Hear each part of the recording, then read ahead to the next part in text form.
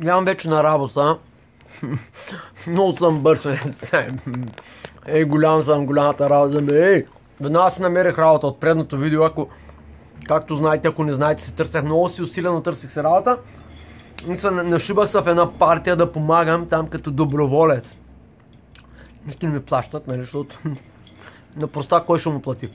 Обаче имам тук инсайт. Дойде ми от отвъдното ми дойде инсайт. Инсайт значи някакво такова проникновение. Завъртях се тук малко в политиката в България. Няколко дена обиколих тук Стара Загора, Пазарджик, село Светлян, село Гърчиново.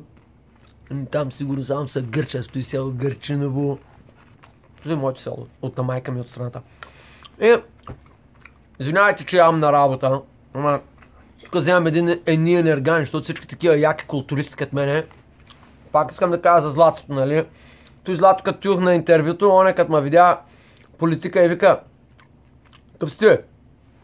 Аз викам: "Аз съм по Златото." Той вика: "Наемам те. Готов съм." Чай се нахраня. За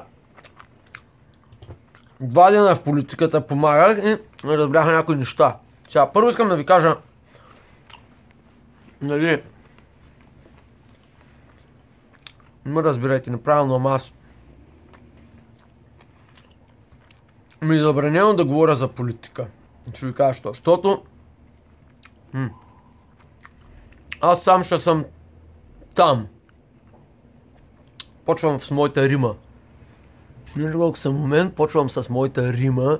Така набързо в главата си я съчинявам тия гумени глави, шамари, разни там.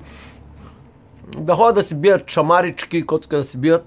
То мен не ме интересува, аз съм също рапър. Съм самовъзгласен са рапър. Съставих 5 рими за 5 секунди. Почвам. Ще ги направя за политиката, защото политиката големи чеки, бе. Големи чеки. Първа рима. Не мога да говоря за политика, защото аз сам ще съм там. Доста има рима. Скоро съм в политиката на върха. Аз се стремя само към върха.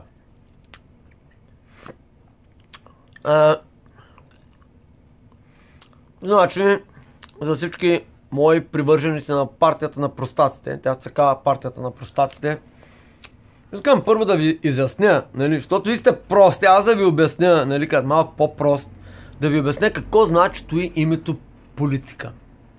Защото много хора имат такъв навик, говорят